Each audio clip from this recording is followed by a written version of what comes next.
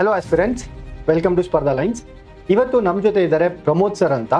ಇವರು ಒಂದು ರೂರಲ್ ಬ್ಯಾಕ್ಗ್ರೌಂಡಿಂದ, ಅಂದರೆ ಗುಲ್ಬರ್ಗಾ ಡಿಸ್ಟ್ರಿಕ್ಟ್ನ ಒಂದು ರೂರಲ್ ವಿಲೇಜಿಂದ ಮೂಲತಃ ಬಂದು ಆ್ಯಂಡ್ BMC ಕರ್ನಾಟಕದಲ್ಲೇ ಟಾಪ್ ಮೋಸ್ಟ್ ಮೆಡಿಕಲ್ ಕಾಲೇಜ್ ಆಗಿರುವಂಥ ಬೆಂಗಳೂರು ಮೆಡಿಕಲ್ ಕಾಲೇಜಲ್ಲಿ ಡಾಕ್ಟರ್ ಆಗಿ ಆ್ಯಂಡ್ ದೆನ್ ಅವರು ಬರೆದಿರುವಂತಹ 2 UPSC ಎಕ್ಸಾಮಿನೇಷನ್ಸ್ನಲ್ಲೂ ಇಂಟರ್ವ್ಯೂವರೆಗೂ ಹೋಗಿ 2015 ಬ್ಯಾಚಲ್ಲಿ KASನ ಕೂಡ ಕ್ಲಿಯರ್ ಮಾಡಿ ಇವಾಗ ಹಿರಿಯೂರಲ್ಲಿ ವರ್ಕ್ ಮಾಡ್ತಿದ್ದಾರೆ. ಸೊ ನಿಮ್ಗೆ ಗೊತ್ತಿರ್ಬೋದು, ಗುಲ್ಬರ್ಗಲ್ಲಿ ಅಂದರೆ ಅದನ್ನು ಹೈದರಾಬಾದ್ ಕರ್ನಾಟಕ ರೀಜನ್, ಇವಾಗ ನಾವು ಕಲ್ಯಾಣ ಕರ್ನಾಟಕ ಅಂತ ಕರಿತೀವಿ. ಒಂದು ಜಿಲ್ಲೆಯಲ್ಲಿ ಬರೀ 80 ಜನ ಸೆಲೆಕ್ಟ್ ಆಗ್ತಾರೆ ಗೌರ್ಮೆಂಟ್ ಎಕ್ಸಾಮ್ ಅಂತ ಅಂದಾಗ ನಿಮ್ಮ ಪೇರೆಂಟ್ಸ್ ರಿಯಾಕ್ಷನ್ ಹೇಗಿತ್ತು? 4 years in Bangalore urban Jilla Panchayat. Okay. What I personally believe is we should have a set of architects. So I immediately take up that issue. I immediately try to solve it, and they're happy to come visit my chamber more often. Okay. The word has spread that there is an officer who is people friendly. ನಿಮ್ಮ preparation ಬರೋಣ. So ನೀವು practice ಮಾಡ್ತಿದ್ರಿ, as a doctor practice ಮಾಡ್ತಿದ್ರಿ, and you are also a teacher. We used to sit in our library from morning 9 o'clock till 1, even 2 o'clock. You can't always be on 5th gear. When you drive a vehicle, ಯಾವುದು notification ಬಂದಿಲ್ಲ, notification ಆದಮೇಲೆ ನಾವು ಓದ್ಕೊಳ್ಳೋಣ, ಈ ಥರ mind set ಇರುತ್ತೆ. So ಅದಕ್ಕೂ ಒಳ್ಳೆ strategy ಹೇಳಿದ್ರಿ ನೀವು. ಸೊ ನಿಮ್ಮ ಟೆಸ್ಟ್ ಸೀರೀಸ್ನ ಒಂದು ಎಕ್ಸ್ಪೀರಿಯನ್ಸ್ ಮತ್ತು ಮೆಂಟರ್ಶಿಪ್ನ ಮಹತ್ವ, that guiding light are our mentors. My experience has always been wonderful. ವ್ಯಕ್ತಿಯ ಒಬ್ಬರು ಆಫೀಸರ್ನ ಕಾನ್ಷಿಯಸ್ ಎಫರ್ಟ್ಸ್ ಎಷ್ಟು ಚೇಂಜಸ್ನ ತರಿಸ್ಬೋದು ಸೊಸೈಟಿಲಿ ಅಂತ ಕೇಳ್ತಿದ್ರೇ ಅದು ಮೈಯೆಲ್ಲ ಜುಮ್ ಅಂತಿದೆ ನನಗೆ. If you become IAS, I can do it in only one taluk. You can do it in entire district. ಡಿಸ್ಟ್ರಿಕ್ಟಲ್ಲೇ ಮಾಡ್ಬೋದು. Yeah. So now they will be supplying eggs to the schools, and those eggs are being consumed by their own children. So ಈ ಒಂದು ಇನಿಷಿಯೇಟಿವ್ಸ್ನ ಕಾರ್ಯರೂಪಕ್ಕೆ ತರುವಂತಹ officers ನಮಗೆ ಇನ್ನಷ್ಟು ಬೇಕು ಅಂತ ಅನಿಸುತ್ತೆ ಆಫ್ಟರ್ ಹಿಯರಿಂಗ್ ಯುವರ್ ವರ್ಡ್ಸ್. ಆಸ್ಪಿರೆಂಟ್ಸ್ಗೆ ಒಂದು ಮೆಸೇಜ್ ನೀವು ಕೊಡೋದಾದರೆ ಏನಿರುತ್ತೆ ಸರ್ ಅದು?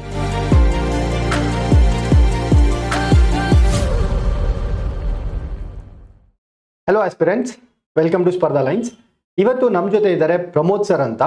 ಇವರು ಒಂದು ರೂರಲ್ ಬ್ಯಾಕ್ಗ್ರೌಂಡಿಂದ, ಅಂದರೆ ಗುಲ್ಬರ್ಗಾ ಡಿಸ್ಟ್ರಿಕ್ಟ್ನ ಒಂದು ರೂರಲ್ ವಿಲೇಜಿಂದ ಮೂಲತಃ ಬಂದು ಆ್ಯಂಡ್ BMC ಕರ್ನಾಟಕದಲ್ಲೇ ಟಾಪ್ ಮೋಸ್ಟ್ ಮೆಡಿಕಲ್ ಕಾಲೇಜ್ ಆಗಿರುವಂಥ ಬೆಂಗಳೂರು ಮೆಡಿಕಲ್ ಕಾಲೇಜಲ್ಲಿ ಡಾಕ್ಟರ್ ಆಗಿ ಆ್ಯಂಡ್ ದೆನ್ ಅವರು ಬರೆದಿರುವಂತಹ 2 UPSC ಎಕ್ಸಾಮಿನೇಷನ್ಸ್ನಲ್ಲೂ ಇಂಟರ್ವ್ಯೂವರೆಗೂ ಹೋಗಿ 2015 ಬ್ಯಾಚಲ್ಲಿ KASನ ಕೂಡ ಕ್ಲಿಯರ್ ಮಾಡಿ ಇವಾಗ ಹಿರಿಯೂರಲ್ಲಿ ವರ್ಕ್ ಮಾಡ್ತಿದ್ದಾರೆ. ಸೊ ಇವ್ರನ್ನ ಮಾತಾಡಿಸಿ ಇವರ ಒಂದು ವ್ಯಾಲ್ಯೂಯಬಲ್ ಇನ್ಸೈಟ್ಸ್ನ ನಾವು ಪಡ್ಕೊಳ್ಳೋಣ. ಸೊ ವೆಲ್ಕಮ್ ಟು ದಿ ಸ್ಪರ್ಧಾ line sir. Thank you so much. Thank you for joining us today, sir. I'm glad to be here. Okay. Sir, ನೀವು ಗುಲ್ಬರ್ಗಾಯಿಂದ ಒಂದು ರೂರಲ್ ವಿಲೇಜಿಂದ ಬಂದಿದ್ದೀರಾ ಅಂತ ಹೇಳ್ತಿದ್ರಿ. ಸೊ ಒಂದು ಕಿರು ಪರಿಚಯನ ನಮ್ಮ ಆಸ್ಪಿರೆಂಟ್ಸ್ಗೆ ನಿಮ್ಮ ಬಾಯಿಂದ ಮಾಡಿದ್ರೆ ಚೆನ್ನಾಗಿರುತ್ತೆ ಸರ್. ಓಕೆ. ಸೊ ಬೇಸಿಕಲಿ ನಾನು ಗುಲ್ಬರ್ಗಾ ಜಿಲ್ಲೆಯಲ್ಲಿ ಒಂದು ತೆಲ್ಲೂರು ಅಂತ ಒಂದು ಗ್ರಾಮ. ಸೊ ನಿಮ್ಗೆ ಗೊತ್ತಿರ್ಬೋದು, ಗುಲ್ಬರ್ಗಾ ಅಲ್ಲಿ ಅಂದರೆ ಅದನ್ನು ಹೈದರಾಬಾದ್ ಕರ್ನಾಟಕ ರೀಜನ್, ಇವಾಗ ನಾವು ಕಲ್ಯಾಣ ಕರ್ನಾಟಕ ಅಂತ ಕರಿತೀವಿ. ಅಲ್ಲಿ ತುಂಬಾನೇ ಸ್ಕೂಲಿಂಗ್ ಎಲ್ಲ ಸ್ವಲ್ಪ ಸ್ಕೂಲಿಂಗ್ ಸಿಸ್ಟಮ್ ವ್ಯವಸ್ಥೆ ಅಷ್ಟೊಂದು ಮುಂದುವರೆದಿಲ್ಲ. ಸೊ ಹಾಗಾಗಿ ನಾನು 5th ಸ್ಟ್ಯಾಂಡರ್ಡಲ್ಲಿ ಒಂದು ಎಕ್ಸಾಮ್ ಬರಿತೀವಿ ಎಲ್ಲರೂ, ಜವಾಹರ್ ನವೋದಯ ವಿದ್ಯಾಲಯ ಅಂತ. ಸೊ ಆ ಎಕ್ಸಾಮ್ನ ಬರೆದ್ಬಿಟ್ಟು ಒಂದು ಜಿಲ್ಲೆಯಲ್ಲಿ ಬರೀ 80 ಜನ ಸೆಲೆಕ್ಟ್ ಆಗ್ತಾರೆ. ಅದು ರೂರಲ್ ಬ್ಯಾಕ್ಗ್ರೌಂಡ್ ಅವರು, ಅದು ಮೆರಿಟ್ ಬೇಸ್ಡ್ ಎಕ್ಸಾಮ್. ಸೊ ಅದನ್ನ ನಾನು ಬರೆದ್ಬಿಟ್ಟು ಅದನ್ನ ಕ್ಲಿಯರ್ ಮಾಡಿ ಸೊ ನವೋದಯ ವಿದ್ಯಾಲಯ ಜಾಯಿನ್ ಆದೆ. ನವೋದಯ ವಿದ್ಯಾಲಯ ಜಾಯಿನ್ ಆಗಿ ಅಲ್ಲಿ ನಂದು ಸ್ಕೂಲಿಂಗು ಮತ್ತೆ PU ಎಲ್ಲ ಮುಗಿಸಿ ಆದಮೇಲೆ ನಾನು CET medical ranking 113 ranking, state medical ranking ತೆಗೆದು ಸೊ BMCಲಿ ಜಾಯಿನ್ ಆದೆ. ಸೊ BMC ಜಾಯಿನ್ ಆಗಿ BMCಲಿ 5 ವರ್ಷ MBBS ಮುಗಿಸಿದೆ. ನನಗೆ ಇಂಟರ್ನ್ಶಿಪ್ಪಲ್ಲಿ ನಾನೇನು ಪೇಷಂಟ್ಸ್ಗೆ ಟ್ರೀಟ್ ಮಾಡಿದಾಗ ಅನಿಸ್ತಾ ಇತ್ತು, ಇದೇನು ನಾನು ಬರೀ ಸಿಂಟಮ್ಯಾಟಿಕ್ ಟ್ರೀಟ್ಮೆಂಟ್ ಮಾಡ್ತಿದ್ದೇನೇನೋ ಅಂತ ಅನಿಸ್ತು. ಲೈಕ್ ರೂಟ್ ಕಾಸ್ ಏನಿದೆ ಅಂತಂದ್ರೆ ನಮ್ಮ ಹತ್ರ ಎಜುಕೇಶನಲ್ ಬ್ಯಾಕ್ವರ್ಡ್ ಇದೆ, ಮತ್ತೆ ಸ್ಯಾನಿಟೇಷನ್ ಸರಿ ಇಲ್ಲ ಹಳ್ಳಿಗಳಲ್ಲಿ, ಜನರ ಹತ್ರ ಹೈಜೀನ್ ಕಾನ್ಸೆಪ್ಟ್ ಇಲ್ಲ, ನಮ್ಮ ಹತ್ರ ರೂರಲ್ ಅಲ್ಲಿ ಇನ್ಫ್ರಾಸ್ಟ್ರಕ್ಚರ್ ಇನ್ನೂ ಡೆವಲಪ್ ಆಗಿಲ್ಲ. ಸೊ ನಮ್ಮ ತಂದೆಯವರು ಬಂದ್ಬಿಟ್ಟು RDPR ಅಲ್ಲಿ PDO ಆಗಿ ಕೆಲಸ ಮಾಡ್ತಾ ಇದ್ರು. ಸೊ PDO ಆದಾಗ ನಾನು ರೆಗ್ಯುಲರ್ ಬೇಸಿಸಲ್ಲಿ ನಾನು ಯಾವಾಗ ನಮ್ಮದು ಹಾಸ್ಟೆಲಲ್ಲಿ ಇದ್ದೆ, ನಾನು ಸಮ್ಮರ್ ವೆಕೇಶನ್ಗೆಲ್ಲ ಹೋದಾಗ I used to write down whatever the records he used to maintain, I used to write down. So ಅಲ್ಲಿಂದ ನನಗೆ ಒಂದು ರೂರಲ್ RDPR ಅನ್ನೋದು ಒಂದು ಬ್ಲಡ್ಡಲ್ಲಿ ಬಂದಿದೆಯೋ ಅನ್ನೋ ಗೊತ್ತಿಲ್ಲ. ಸೊ ಅದಾದಮೇಲೆ ನಾನೇನು ಮಾಡಿದೆ, MBBS ಮುಗ್ದಾದ್ಮೇಲೆ ಒಂದು 4-5 months PG ಬರೆಯೋಣ ಅಂತ ಟ್ರೈ ಮಾಡಿದೆ. ಅದಾದಮೇಲೆ ಏನನ್ನಿಸ್ತು, ಇದಕ್ಕೆ ನನ್ನ ಬ್ಯಾಚ್ಮೇಟಲ್ಲಿ ಅರೌಂಡ್ ಒಂದು 20 ಜನ ಡಾಕ್ಟರ್ಸು BMCಲಿ ಸಿವಿಲ್ ಸರ್ವಿಸಸ್ಗೆ ಟ್ರೈ ಮಾಡೋಣ ಅಂತ ಅನ್ಕೊಂಡ್ವಿ. ಅದರಲ್ಲಿ ಆಲ್ಮೋಸ್ಟ್ 17 ಜನ ಇದು ರಿಸ್ಕಿ ಇರುತ್ತೆ ಸಿವಿಲ್ ಸರ್ವಿಸಸ್ ಆದರೆ, ಅಂದರೆ ಅರೌಂಡ್ 6 years 7 years. ಅದು KPSC ಬಂದ್ಬಿಟ್ಟು 2011 ಬ್ಯಾಚ್ ನಿಮ್ಗೆಲ್ಲ ಗೊತ್ತೇ ಇದೆಯಲ್ಲ, ಆ ಥರ ಆಗಿರೋದು. ಸೊ ಜನರಿಗೆ ಏನು ಅನಿಸುತ್ತೆ, ನಮ್ಮ ಆಸ್ಪಿರೆಂಟ್ಸ್ಗೆಲ್ಲ ಏನು ಅನ್ಸುತ್ತೆ ಅಂದರೆ, this is a very risky path ಅಂತ ಅನಿಸ್ಬಿಡುತ್ತೆ. ಸೊ ಅವರು ತಗೊಳಕ್ಕೆ ಮುಂದೆ ಬರಲ್ಲ. ಸೊ ಮುಂದೆ ಬರ್ದೇ ಇರಬೇಕಾದ್ರೆ I was already a graduate from my village. Like I was the first MBBS graduate from my village. I felt I had that extra bit of risk taking ability ankondo. So from my BMC batchmate, so 3 of us out of 20, 3 of us could actually gather that courage to take up this examination. So out of that, after 1 year only, I was left alone. Then things have happened. So I used to prepare parallelly, I used to work and then prepare. So sir, ನಿಮ್ಮ ಒಂದು journey ನಾವು ಕೇಳಿದಾಗ, so right from 5th standard ಇಲ್ಲಿ ನೀವು ಸಕ್ಸಸ್ನ ಕಾಣ್ತಾನೆ ಬಂದಿದ್ದೀರಾ.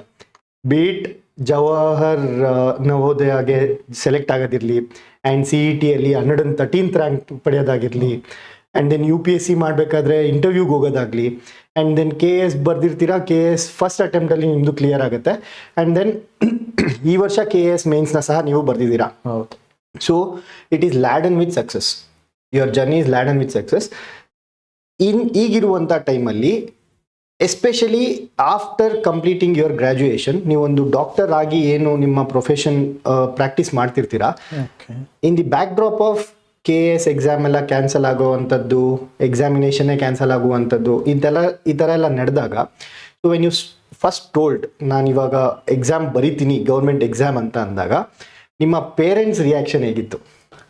Of course ನಮ್ಮ parents, you R a brilliant student, you have secured a medical rank, good medical rank, you have done a medical from a good medical college, why do you want to risk your career ಅಂತ. So at the beginning they were not supportive, so they let that decision upon me. So I told them, even if I don't clear this exam, I'll come back and work for the people. Okay. So ಈಗ ಮನೆ ಕಡೆಯಿಂದ ಆಯ್ತು, ಮನೆಯಲ್ಲಿ ಒಪ್ಸಿದ್ರಿ. First of all ನಿಮ್ಮನ್ನ ನೀವು ಹೇಗೆ ಒಪ್ಸ್ಕೊಂಡ್ರಿ ಅಂತ? To take up this exam. So ನಮ್ಮ ಹತ್ರ ಮೆಡಿಕಲ್ ಫೀಲ್ಡಲ್ಲಿ ಕಂಟಿನ್ಯೂ ನಾನು ಮಾಡಿದಾಗ, ಲೈಕ್ ನನಗೆ ಅಗೇನ್ PG ಮಾಡಬೇಕು ಅಂತಂದ್ರೆ 3 ವರ್ಷ PG ಕೋರ್ಸ್ ಇರುತ್ತೆ, and NEET exam is not that easy also. It is also one of the toughest exams. ಹೌದು. ಸೊ ಆಮೇಲೆ 1 ವರ್ಷ ರೂರಲ್ ಸರ್ವಿಸ್ ಮಾಡಬೇಕು, 4 years. I thought, why not put that effort in this? Okay. So I was confident on my preparation. I thought if I can put that effort, same equivalent amount of effort here, I thought I would probably clear it. Okay. So ಆ ಒಂದು confidence ನಿಮಗೆ ಇತ್ತು, ನಾನು clear ಮಾಡ್ತೀನಿ ಅನ್ನುವಂಥ confidence ಇತ್ತು. ಹೌದು. So ಇವಾಗ ಸರ್, ನಿಮ್ಮ ಪ್ರಿಪ್ರೇಷನ್ ಬಗ್ಗೆ ಮಾತಾಡ್ತಿದ್ರಿ. ಪ್ರಿಪ್ರೇಷನ್ಗೆ ನೆಕ್ಸ್ಟ್ ಬರೋಣ. ಇವಾಗ you are working in Hiriyur. ಇದಕ್ಕೆ ಮುಂಚೆ ಬೆಂಗಳೂರು ಜಿಲ್ಲಾ ಪಂಚಾಯತಿಲಿ ವರ್ಕ್ ಮಾಡ್ತಿದ್ರಿ. ಸೊ ಇವಾಗ ಬೆಂಗಳೂರು ಬಂದು urban area, and then Hiriyur ಬಂದ್ಬಿಟ್ಟು ಒಂದು ರೂರಲ್ ಏರಿಯಾ. ಸೊ ಗ್ರೌಂಡ್ ಲೆವೆಲಲ್ಲಿ, ಫಸ್ಟ್ ಪರ್ಸನ್ ಪರ್ಸ್ಪೆಕ್ಟಿವ್ ಅಲ್ಲಿ ಏನೇನೆಲ್ಲ ಚಾಲೆಂಜಸ್ ಆಗ್ತಿದೆ ಪೀಪಲ್ಗೆ ಗ್ರೌಂಡ್ ಲೆವೆಲಲ್ಲಿ? ಅರ್ಬನ್ ಏರಿಯಾಸಲ್ಲಿ ಸರ್ಟನ್ ಸೆಟ್ ಆಫ್ ಚಾಲೆಂಜಸ್ ಇರುತ್ತೆ, ರೂರಲ್ ಏರಿಯಾಸಲ್ಲಿ ಸರ್ಟನ್ ಸೆಟ್ ಆಫ್ ಚಾಲೆಂಜಸ್ ಇರುತ್ತೆ. So what are the common points for both, ಆಮೇಲೆ ಏನೇನು ಡಿಫ್ರೆನ್ಸ್ ಇದೆ? Okay. First thing is, I worked for 4 years in Bangalore Urban Jilla Panchayat. Okay. So Jilla Panchayat, and you know the Panchayat Raj system, it is it's democratic decentralization, which you can see at the bottom level. Yes. wherein the Gram Panchayat can make legislation, can implement them firsthand. So when I can, if I can compare Bangalore urban with Hiriyur, dynamics are totally changed, different. So Hiriyur is basically agrarian taluk. When it comes to Bangalore urban, it is all urbanized. There's no agriculture. People are prosperous here. People, like most of the things in Bangalore urban was planning, urban planning. Okay. So urban planning and waste segregation. That is where the Bangalore is growing. So if the panchayats can manage, that is the challenge in Bangalore urban. ಹೌದು. And they're not, like, I feel like panchayats are not that empowered to do this. And even what I can feel is we have set of engineers to make an estimate and to execute it. What I personally believe is we should have a set of architects. Yes. Government is not hiring any architects, so they're all building concrete structures without any plan, without any proper structure. So for Bangalore urban, if I could suggest something, they could hire a set of architects. Okay. And urban planners also. Okay. So very professional urban planners, very professional architects, so that our cities won't toil with the issues of traffic, water lagging and Flooding, everything. urban flooding And all. So, and when it comes to Hiriyur, I feel very content working there. People are like, so many poor people are there. They come to me with the root issues, wherein the ground staff is negligent. And when I take the call, I immediately take up that issue. I immediately try to solve it, and they're happy to come visit my chamber more often. Okay. The word has spread that there is an officer who is people friendly, who lets everyone walk into his cabin. And he immediately takes up the call, takes up the issues and addresses it. So I'm happy to be part of that. Okay. Sir, actually you told a very beautiful point. ಬೆಂಗಳೂರಲ್ಲಿ ಇವಾಗ ಏನು problems ಇದ್ದಾವೆ, B traffic, urban flooding, ಇದೆಲ್ಲ as A civil engineer, ನಾನೊಬ್ಬ civil engineer and I have given UPSC interview. ನನಗೆ 2 interview ಅಲ್ಲಿ ಕೇಳಿದಂತಹ common question ಇದು. ಬೆಂಗಳೂರು ಅಂತ ನೋಡಿದ ತಕ್ಷಣ ಯಾಕೆ ಈ ಪ್ರಾಬ್ಲಮ್ ಬರ್ತಿದೆ ಅಂತ. ಆ್ಯಂಡ್ ನಾನು ಯಾವಾಗಲೂ ಆಸ್ಪಿರೆಂಟ್ ಲೆವೆಲಲ್ಲಿ ಹೇಳ್ತಿದ್ದೆ. ಆಸ್ ಎನ್ ಆಫೀಸರ್ ನೀವು ಇವಾಗ ಹೇಳಿದ್ದು it was a very beautiful point. ಏನಂದರೆ ನಾವು ಇಂಜಿನಿಯರ್ಸ್ ತಗೋತಾ ಇದ್ದೀವಿ, what we really need is urban planners and architects. Yes, that is a very beautiful point. UPSC ಇಂಟರ್ವ್ಯೂಗೆ ಏನಾದರೂ ನೀವು ಪ್ರಿಪೇರ್ ಆಗ್ತಿದ್ರೆ and if you are from Bangalore, ಒಳ್ಳೆ ಇನ್ಸೈಟು ಇದು, and you should really take it. Okay sir, ಇವಾಗ ನಿಮ್ಮ preparation ಬರೋಣ. So ನೀವು ಪ್ರಾಕ್ಟೀಸ್ ಮಾಡ್ತಿದ್ರಿ, ಆಸ್ ಅ ಡಾಕ್ಟರ್ ಪ್ರಾಕ್ಟೀಸ್ ಮಾಡ್ತಿದ್ರಿ, and you are also a teacher. You are very passionate to teach. So teaching ಮಾಡ್ತಿದ್ರಿ and ಇನ್ನೊಂದು ಕಡೆ ಪ್ರಾಕ್ಟೀಸ್ ಮಾಡ್ತಿದ್ರಿ, ಇನ್ನೊಂದು ಕಡೆ ಪ್ರಿಪೇರ್ ಆಗ್ತಿದ್ರಿ. How did you manage your time, sir? Managing time, I learned it from my medical college itself. Like, it might be an exaggeration if I have told you, like, we used to sit in our library from morning 9 o'clock till 1, even 2 o'clock. Yes. In our college library. Because you could imagine everyone, the cream of the society, 1 to 150 rank holders in BMC. In fact, in all medical colleges, what I feel, medical is a very vast subject. So in that, the management of time was not difficult for me especially, but for everyone from all the backgrounds, you should manage your time pretty well. Only then you could, you can actually think of clearing this exam. So I used to teach for about 4 hours and then practice for about 5 hours. Okay. I used to do this till around, the prelims used to be in around June, July, kind of thing back then. So I used to work till February. Okay. February or March. So, and then after, once the March mid, I was not used to the, practicing. Okay. Then I used to put my focus entirely on, and what I feel is, you can't always be on 5th gear. When you drive a vehicle, correct. You should start it on first gear, then go to second, third, fourth, fifth. Yes. So you can't be on fifth gear ಯಾವಾಗ್ಲೂ. from the beginning. So what I feel is you should start with first gear. Then when it comes to the month of May, you should be on fifth gear. Yes. This is a very brilliant strategy actually. ಒಂದು ಈಸಿಯಾಗಿ ನೀವು ಹೇಳ್ಬಿಟ್ರಿ ಗಾಡಿ ಓಡಿಸೋದ್ರ ಮೂಲಕ. ಏನಂದರೆ ಯಾವಾಗಲೂ 5ನೇ ಗೇರಲ್ಲಿ ನಾವು ಗಾಡಿ ಓಡ್ಸೋಕ್ಕಾಗಲ್ಲ. ಫಸ್ಟ್ ಗೇರ್ಗೂ ಬರಬೇಕು, ಸೆಕೆಂಡ್ ಗೇರ್ಗೂ ಬರಬೇಕು, ಥರ್ಡ್ ಗೇರ್ಗೂ ಬರಬೇಕು, ಫೋರ್ತ್ ಗೇರ್ಗೂ ಬರಬೇಕು ಆ್ಯಂಡ್ ಫಿಫ್ತ್ ಗೇರ್ಗೂ ಬರಬೇಕು. ಯಾವ ಗೇರ್ಗೆ ಯಾವಾಗ ಬರಬೇಕು ಅನ್ನೋದು ಇಂಪಾರ್ಟೆಂಟು. ಓಕೆ. ಆ್ಯಂಡ್ ಅಲ್ಲಿಂದ ಇನ್ನೊಂದು ಕ್ವೆಶನ್, ನೀವು ಇನ್ನೊಂದು ಮಿತ್ ಅಂತಲೇ ಹೇಳ್ಬೋದು, ಇನ್ನೊಂದು ನಂಬಿಕೆ ನಮ್ಮ ಆಸ್ಪಿರೆಂಟ್ಸಲ್ಲಿ ಏನಂತ ಅಂದರೆ, ಬೆಳಗ್ಗೆ 8 ಗಂಟೆಯಿಂದ ರಾತ್ರಿ 1 ಗಂಟೆವರೆಗೂ ಓದಿದ್ರೆ ಮಾತ್ರ ನಾನು ಯಾವುದಾದ್ರೂ ಎಕ್ಸಾಮ್ನ ಕ್ಲಿಯರ್ ಮಾಡ್ಬೋದು ಅನ್ನುವಂತಹ ನಂಬಿಕೆನೂ ನೀವು ಸುಳ್ಳು ಮಾಡಿಬಿಟ್ರಿ. ಯಾಕಂದರೆ ನೀವು 9 ಅವರ್ಸ್ ಕೆಲಸ ಮಾಡ್ತಿದ್ರಿ. 9 ಅವರ್ಸ್ ಕೆಲಸ ಮಾಡ್ತಿದ್ರಿ. 24 ಅವರ್ಸಲ್ಲಿ 9 ಅವರ್ಸ್ ಕೆಲಸ, 8 hours sleep.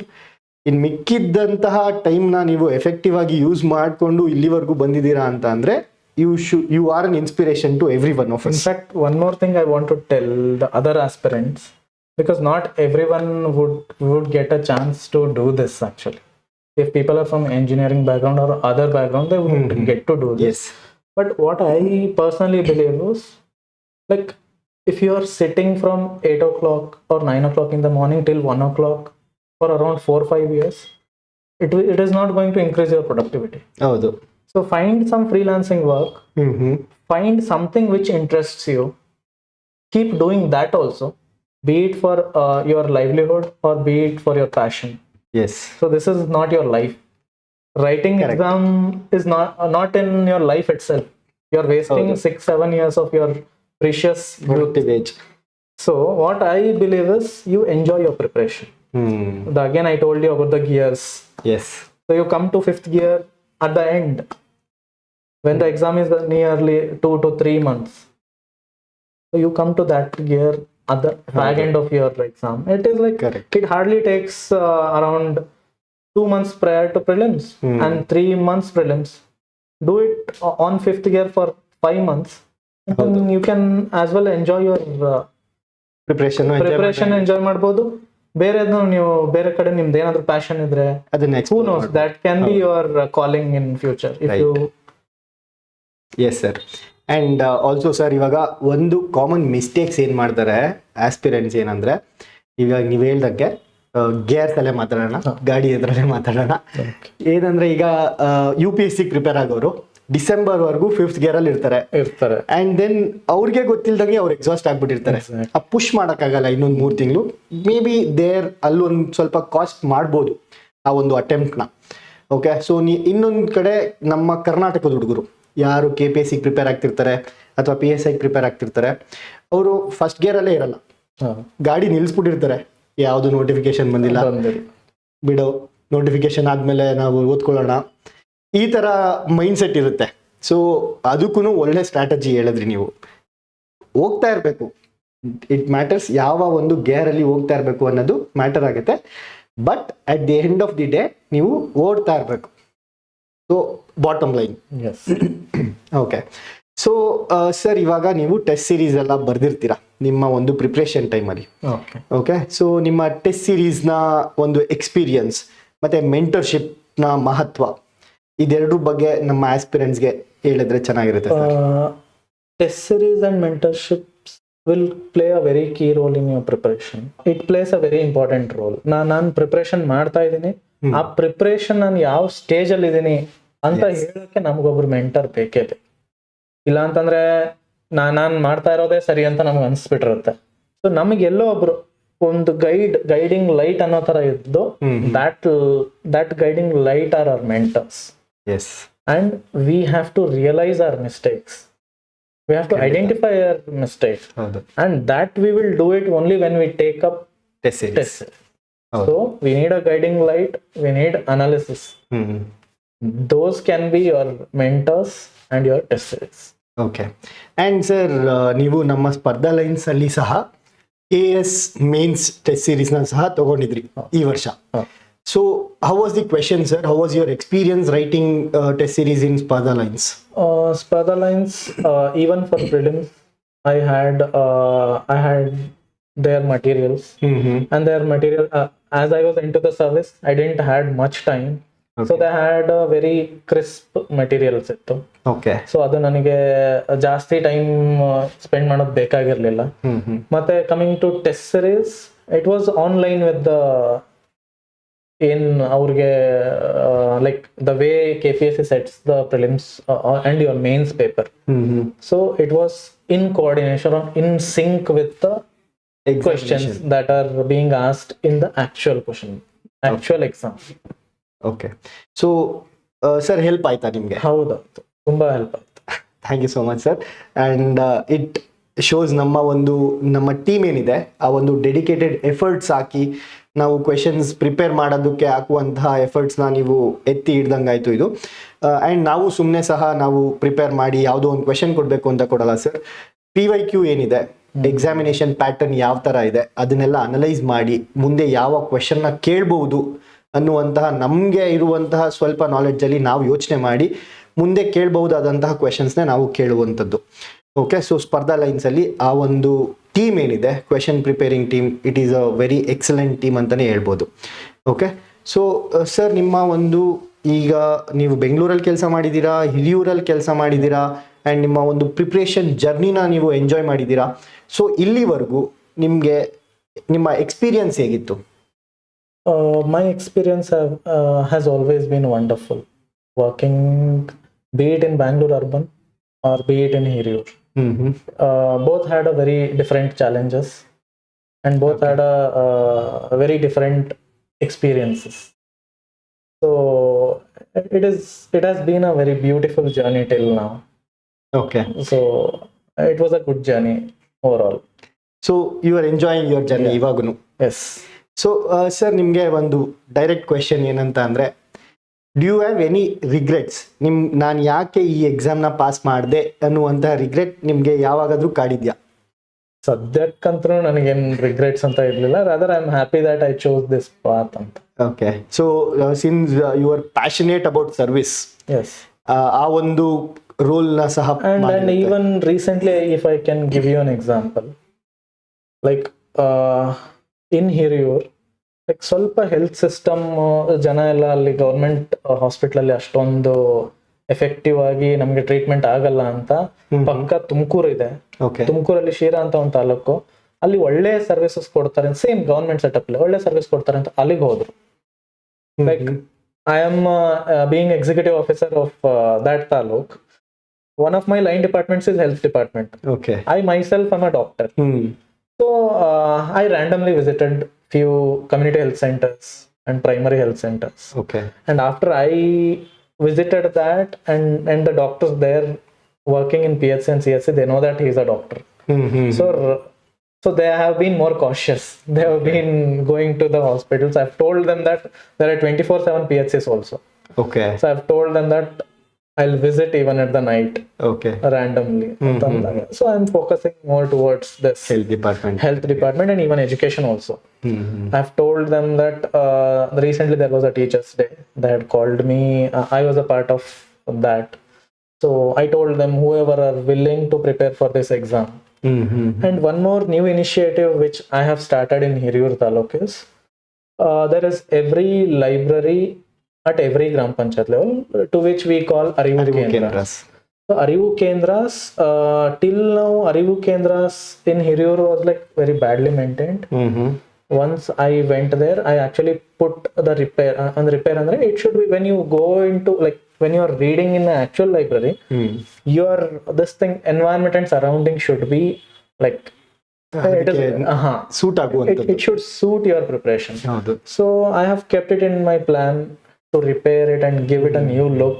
And I have even asked the librarians to prepare a list of serious civil service aspirants, and I am trying to give them the civil services material, so that they can actually come to the library. And earlier libraries used to be open till 5:30 only. So I've on the lines of our study centers here, I have given them the chance to, like I have told them, if you want to study, you can study till 12 o'clock.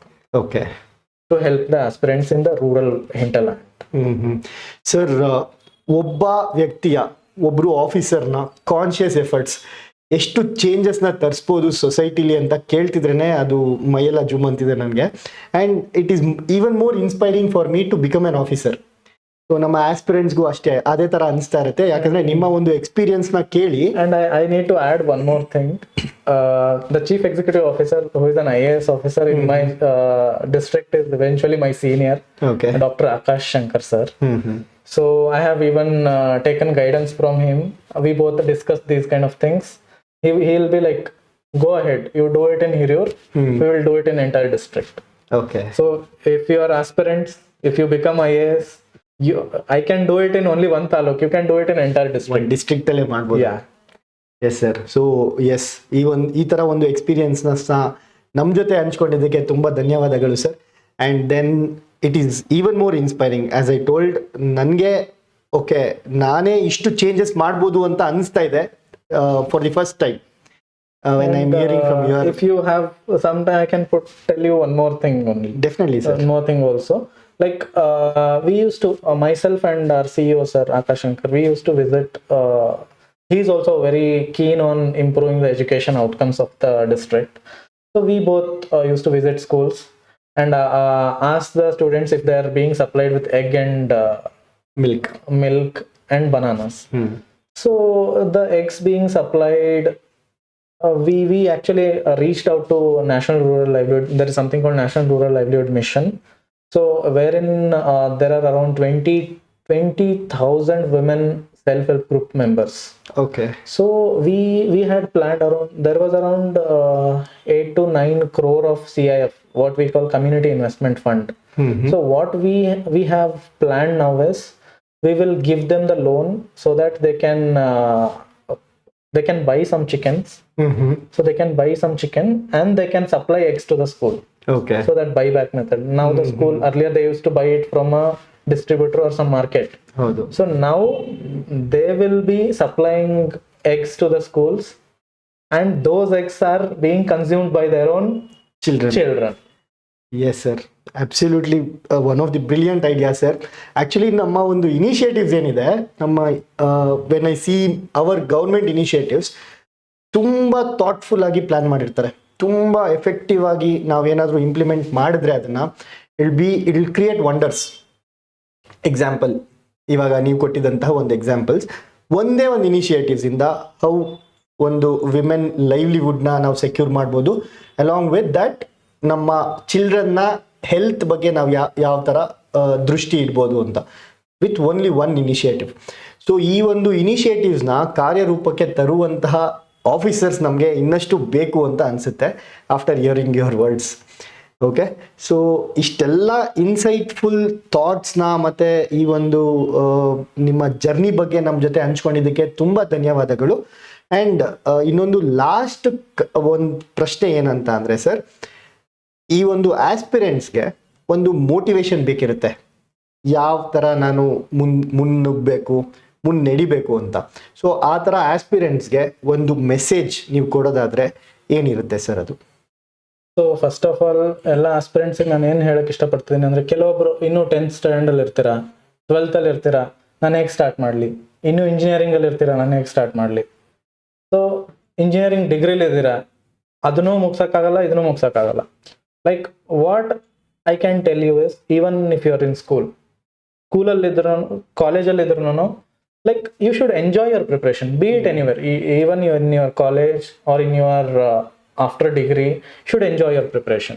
Like just a degree liddavರಿಗೆ you should just get a hang of how the hang of reading the newspaper or reading the basics like NCERT, like not with the point of view of only writing the exam. knowledge gain ಮಾಡೋಕ್ಕೆ. ಕೆಲವೊಬ್ರು ಬರೀ ನಾನು ಎಕ್ಸಾಮ್ಗೋಸ್ಕರ ಓದಬೇಕು ಅಂತಂದವ್ರು they can't enjoy that preparation. You should read it to gain the knowledge. Like you have seen in Bhagavad Gita, ಕರ್ಮ್ ಕರೋ ಫಲ್ ಕಿ ಅಪೇಕ್ಷಾ ಮತ್ ಕರೋ. ಸೊ ಆ ಥರ you should, the gaining knowledge should be the continuous process. ಹೌದು, exam is just part of an evaluation system. So ಆ ಥರ ಇರಬೇಕಾದ್ರೆ ಅಗೇನ್ ಅಲ್ಲಿ ನಿಮ್ಮ ಡಿಗ್ರಿಲಿ ಆ ಥರ ಮಾಡ್ಕೋಬೋದು. Degree once you are done with the degree, again after degree this gear thing will work out. ಹೌದು. First gear, second gear, third gear, and mentorships, test series. These will all be your guiding lights. So your constant preparation, constant effort, enjoying your preparation, gaining lot of knowledge, and taking the help of test series and mentors, you are in a right path of clearing this exam. Yes sir. And U P S C perspective ಅಲ್ಲಿ ಅಂತ ಬಂದರೆ personality test ಅಂತ ಇರುತ್ತೆ. So ನೀವು ಇವಾಗ ಏನು ಹೇಳಿದ್ರಿ ನಿಷ್ಕಾಮ್ ಕರ್ಮ ಅಂತ ಆ್ಯಂಡ್ ನಾಲೆಡ್ಜ್ ಗೇನ್ ಮಾಡೋಕೆ ಓದಬೇಕಂತ, it plays a very important role in our personality Development also. Personality development can't be developed in silos. ಅದೇ ಎಕ್ಸಾಕ್ಟ್ಲಿ. ಸೊ ಇದೆಲ್ಲ ಮಾಡೋದ್ರಿಂದ ಒಂದು ಪರ್ಸ್ನಾಲಿಟಿ ಡೆವಲಪ್ ಆಗುತ್ತೆ. ಆ್ಯಂಡ್ ದೆನ್ ದಟ್ ನಾವೇನು ಹೇಳ್ತೀವಿ ಆಫೀಸರ್ ಲೈಕ್ ಕ್ವಾಲಿಟೀಸ್ ಅಲ್ಲಿಂದ ಇನ್ಕಲ್ಕೇಟ್ ಆಗುತ್ತೆ ಅಂತ ಹೇಳ್ತಿದ್ದಾರೆ ಸರು.